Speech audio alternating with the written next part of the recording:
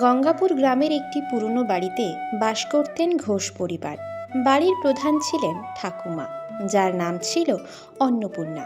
ঠাকুমা রান্নায় এতটাই দক্ষ ছিলেন যে গ্রামের সবাই তার হাতের রান্নার প্রশংসা করত। বিশেষ করে তার তৈরি গুপ্ত পায়েস ছিল সকলের প্রিয়। ঠাকুমা মারা যাওয়ার পর এই রেসিপি হারিয়ে যায়। বাড়ির ছোট ছেলেমেয়ে থেকে বড়রা পর্যন্ত কেউ এই পায়েসের স্বাদ ভুলতে পারেনি। একদিন বাড়ির ছোট নাতনি মিষ্টি বলল, মা, আমি ঠাকুমার মতো পায়েস খেতে চাই। মিষ্টির কথায় মা মাধুরী একটু হেসে বললেন, সেটা তো আমরাও ভুলতে পারিনি। ঠাকুমা কখনো কারোর কাছে রেসিপি শিখিয়ে যাননি। সেই সময় বড় ছেলে অভিক বলল, আমরা কি চেষ্টা করে ঠাকুমার রেসিপি আবার তৈরি করতে পারি না? কথাটা শোনার পর সবাই উৎসাহিত হয়ে পড়ল। পরের দিন পরিবার একত্রিত হয়ে পরিকল্পনা করল। অভিক, মিষ্টি, মাধুরী এবং বাকি সদস্যরা সবাই মিলে ঠাকুমার পুরনো জিনিসপত্র ঘাঁটতে শুরু করলো। পুরনো আলমারি থেকে বেরোলো ঠাকুমার একটি ডায়েরি।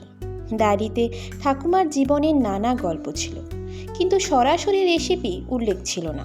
তবে এক জায়গায় ঠাকুমা লিখেছিলেন, গুপ্ত পায়েস তৈরি করার সময় হৃদয় দিয়ে কাজ করতে হয়, তার সঙ্গে চাই একটি বিশেষ উপকরণ।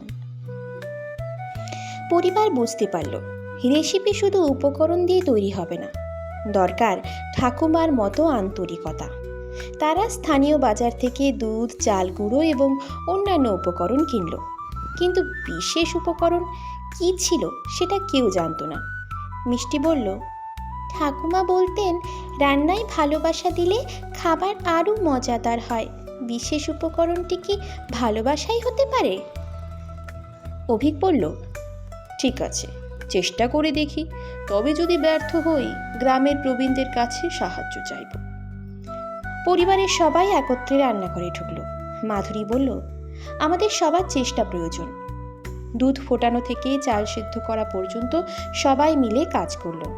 পায়েস বানানো শেষ হলে তারা খেতে বসলো, কিন্তু সেই পায়েসে ঠাকুমার হাতের সেই জাদু ছিল না। সবাই একটু মনমরা হয়ে পড়ল।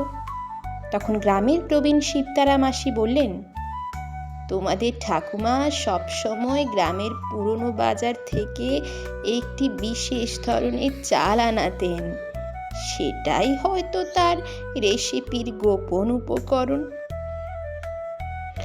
পরিবার সিদ্ধান্ত নিল তারা ওই বিশেষ চাল খুঁজে বের করবে। শিবতারা মাসির নির্দেশে তারা পুরনো বাজারে গেল। সেখানে একটি দোকানে একজন বৃদ্ধ বললেন, আমাদের দাদু বলতেন ঘোষবাড়ির অন্নপূর্ণা দেবী এই চাল নিতেন, এটি এখানে খুব কমই পাওয়া যায়। তারা চাল কিনে বাড়ি ফিরল। পরিবার আবার একত্রে রান্না শুরু করলো। এইবার বিশেষ চাল দিয়ে পায়েস বানানো হলো। দুধ, গুড় এবং চালের মিশ্রণটা দেখে মিষ্টি বলল, এবার ঠাকুমার মতো গন্ধ আসছে। পায়েস রান্না শেষ হলে সবাই খেতে বসলো।